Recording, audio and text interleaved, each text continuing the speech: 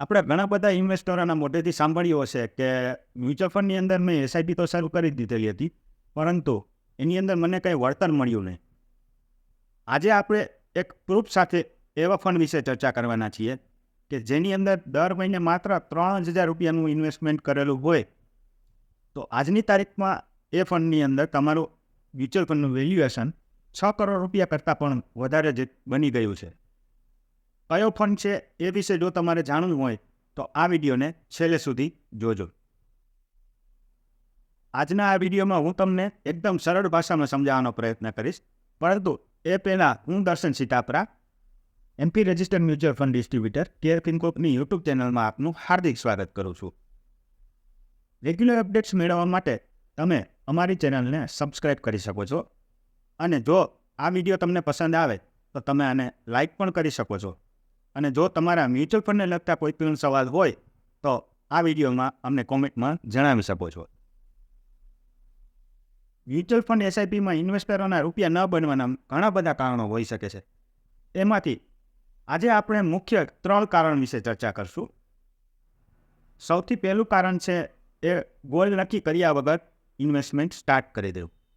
ઘણા બધા ઇન્વેસ્ટરો કોઈ પણ પ્રકારનો ગોલ નક્કી કર્યા વગર જ પોતાની એસઆઈપી શરૂ કરી દેતા હોય છે, અને જ્યારે માર્કેટ ડાઉન જાય છે ત્યારે આ એસઆઈપી પોતે બંધ કરાવી અને એમાંથી રૂપિયા ઉપાડી લેતા હોય છે.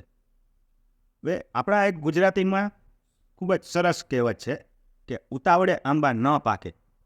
એનો મતલબ કે જો આપણે મીઠી કેરી ખાવી હોય તો 5 થી 7 વર્ષ સુધી આપણે આંબાને પાણી પીવડાવવું પડે.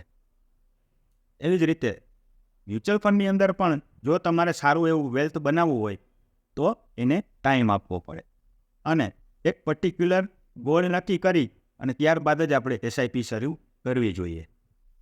ઇન્વેસ્ટરોના રૂપિયા ન બનવાનું એક બીજું પણ મુખ્ય કારણ છે કે સતત રોકાણ ચાલુ ન રાખવું. ઘણા બધા ઇન્વેસ્ટરો પોતાના ફ્રેન્ડ સર્કલમાં કોઈ એસઆઈપી શરૂ કરાવેલી હોય તો તેનું અનુસરણ કરી અને પોતે પણ એસઆઈપી શરૂ કરી દેતા હોય છે, અને અમુક સમય થાય ત્યારબાદ તે બંધ કરાવી દેતા હોય છે. આવું કરવાને બદલે આપણે માર્કેટ ચાહે ઉપર હોય કે નીચે હોય, આમ માર્કેટના દરેક તબક્કે આપણે ઇન્વેસ્ટમેન્ટ ચાલુ રાખવું જોઈએ. આમ કરવાથી આપણા યુનિટ્સ છે એ એક્યુમ્યુલેટ થતા રહે છે. મારું પર્સનલી માનવું છે કે મ્યુચ્યુઅલ ફંડની અંદર એસઆઈપી છે એ યુનિટ્સ એક્યુમ્યુલેટ કરવાની એક ગેમ છે. એસઆઈપીની અંદર રૂપિયા ન બનવાનું એક ત્રીજું મુખ્ય કારણ એ પણ છે કે વહેલી શરૂઆત ન કરવી. ઘણા બધા ઇન્વેસ્ટરોનું એવું માનવું હોય છે કે અત્યારે માર્કેટ ઓલ ટાઈમ હાઈ ઉપર છે, જ્યારે નીચે જશે ત્યારે આપણે એસઆઈપી શરૂ કરીશું. અને બીજા ઇન્વેસ્ટર એવા છે કે અત્યારે મારે હપ્તો જાય છે, એ હપ્તા પૂરા થઈ જશે ત્યારે આપણે રોકાણ શરૂ કરીશું. આવું કરવાને બદલે આપણે સૌપ્રથમ તો આપણી જે કાંઈ બી આવક છે એમાંથી પહેલાં ખર્ચો કરવાને બદલે પહેલાં આપણે રોકાણ કરવું જોઈએ, અને ત્યારબાદ વધેલી રકમનો જ આપણે ખર્ચો કરવો જોઈએ. આ બધી તો વાત થાય આપણે કે મ્યુચ્યુઅલ ફંડની અંદર એસઆઈપી દ્વારા રૂપિયા બનાવવા માટે શું કરવું જોઈએ અને શું ન કરવું જોઈએ. પરંતુ આજે આપણે જે ફંડ વિશે ચર્ચા કરવાની છે એ ફંડનું નામ છે નિપ્પોન ઇન્ડિયા ગ્રોથ ફંડ. આ ફંડનું પહેલાં નામ હતું રિલાયન્સ ગ્રોથ ફંડ. આ ફંડની શરૂઆત થઈ હતી તારીખ 8 ઓક્ટોબર 1995ના રોજ. એ સમયે આ ફંડની એનએવી હતી 10 રૂપિયા, જે અત્યારે 3267 રૂપિયા પહોંચી ગઈ છે. વિશ્વાસ નથી આવતો ને? માટે તમારા માટે હું આ એક અત્યારે ડેટા રજૂ કરું છું. એના ઉપરથી આપણને ખ્યાલ આવશે કે કેવી રીતે સમય જતાં આ ફંડની એનએવી છે એ 10 રૂપિયામાંથી 3267 રૂપિયા સુધી પહોંચી ગઈ છે. આપ આપની સ્ક્રીન ઉપર જોઈ શકો છો, જ્યારે વર્ષ 1995માં આ ફંડ લોન્ચ કરવામાં આવ્યો હતો ત્યારે આ ફંડની એનએવી 10 રૂપિયા હતી. આમ આ ફંડમાં દર મહિને માત્ર 3,000 રૂપિયાની એસઆઈપી ચાલુ રાખતા વર્ષ 1999માં જ્યારે કારગિલ વોર શરૂ થયું હતું ત્યારે આ ફંડની એનએવી 18 રૂપિયા પહોંચી ગઈ હતી, અને ઇન્વેસ્ટરોના 1,32,000 રૂપિયાના રોકાણનું વેલ્યુ 2 લાખ રૂપિયા થઈ ગયું હતું. ત્યારબાદ વર્ષ 2001માં જ્યારે કેતન પારેખનું માધવપુરા મર્કેન્ટાઇલ બેંકની અંદર સ્કેમ બહાર આવ્યું ત્યારે આ ફંડની એનએવી 22 રૂપિયા થઈ ગઈ હતી, અને ઇન્વેસ્ટરોના 1,98,000 રૂપિયાના રોકાણનું વેલ્યુ 3 લાખ બની ગયું હતું. જ્યારે આ ફંડે વર્ષ 2005ની અંદર 10 વર્ષ પૂર્ણ કર્યા ત્યારે આ ફંડની 10 રૂપિયાવાળી એનએવી 170 રૂપિયા પહોંચી ગઈ હતી અને ઇન્વેસ્ટરોના 3,60,000 રૂપિયાના રોકાણનું વેલ્યુ ઓલમોસ્ટ 30,53,000 રૂપિયા જેટલું બની ગયું હતું.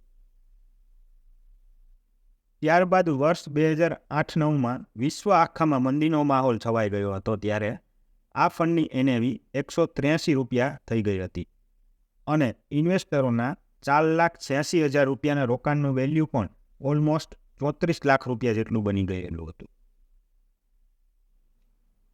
જ્યારે વર્ષ 2014માં સેન્ટ્રલમાં ભારતીય જનતા પાર્ટી ચૂંટાઈને આવી ત્યારે આ ફંડની એનએવી 657 પહોંચી ગઈ હતી. ત્યારે ઇન્વેસ્ટરોના 6,75,000 રૂપિયાના રોકાણનું વેલ્યુ ઓલમોસ્ટ 1,25,00,000 રૂપિયા બની ગયેલું હતું. વર્ષ 2016 આ વર્ષ તો તમને બધાને યાદ જ હશે, જ્યારે 8/11/2016ના રોજ ભારતમાં ડિમોનેટાઇઝેશન જાહેર કરવામાં આવ્યું હતું, એટલે કે 1,500 રૂપિયાની નોટ પાછી ખેંચવામાં આવી હતી. ત્યારે આ ફંડની એનએવી 900 રૂપિયા હતી અને ઇન્વેસ્ટરોના 7,62,000 રૂપિયાના રોકાણનું વેલ્યુ 1,73,00,000 રૂપિયા જેટલું બની ગયેલું હતું. ત્યાર પછી વર્ષ 2017માં જ્યારે ભારતમાં જીએસટી લાગુ પાડવામાં આવ્યો હતો ત્યારે આ ફંડની એનએવી 1,046 રૂપિયા હતી અને ઇન્વેસ્ટરોના 7,86,000 રૂપિયાના રોકાણનું વેલ્યુ પણ ઓલમોસ્ટ 2 કરોડ રૂપિયા પહોંચી ગયું હતું. ત્યારબાદ વર્ષ 2019માં ભારતીય જનતા પાર્ટી પૂર્ણ બહુમતી સાથે બીજી વખત સત્તામાં આવી ત્યારે આ ફંડની એનએવી 1,131 રૂપિયા બની ગઈ હતી અને ઇન્વેસ્ટરોને 8,55,000 રૂપિયાના રોકાણની સામે 2,16,00,000 રૂપિયા મળતા હતા. ત્યાર પછી આવે છે વર્ષ 2020. આ વર્ષ તો આપણને ક્યારેય પણ નહીં ભૂલાવે, કારણ કે વિશ્વ આખામાં કોરોના વાયરસ ફેલાઈ ગયેલો હતો અને ભારતમાં જ્યારે લોકડાઉન જાહેર કરવામાં આવ્યું હતું ત્યારે આ ફંડની એનએવી ઘટીને 857 થઈ ગઈ હતી, જ્યારે ઇન્વેસ્ટરોના 8,85,000 રૂપિયાના રોકાણનું વેલ્યુ પણ 1,64,00,000 રૂપિયા થઈ ગયું હતું. ત્યારબાદ વર્ષ 2021માં કોરોનાની બીજી લહેર આવી હતી.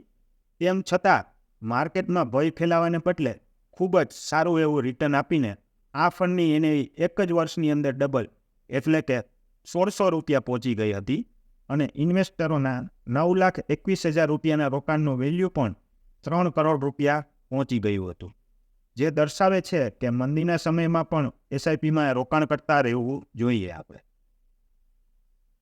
જ્યારે વર્ષ 2022માં રશિયા યુક્રેનનું યુદ્ધ શરૂ થયું ત્યારે આ ફંડની એનએવી 1,870 રૂપિયા સુધી પહોંચી ગઈ હતી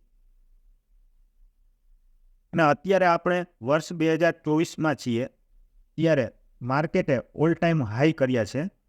ત્યારે આ ફંડની એનએવી 3,267 રૂપિયા પહોંચી ગઈ છે અને ઇન્વેસ્ટરને 10,20,000 રૂપિયાના રોકાણની સામે આ ફંડે 6,28,00,000 રૂપિયા બનાવી આપ્યા છે.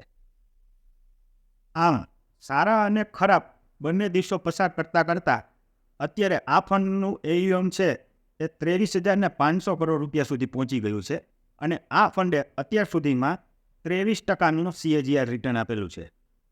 આશા રાખું છું કે હવે પછી જ્યારે પણ તમે એસઆઈપી શરૂ કરશો તો મુખ્ય 3 બાબતનું ધ્યાન રાખશો.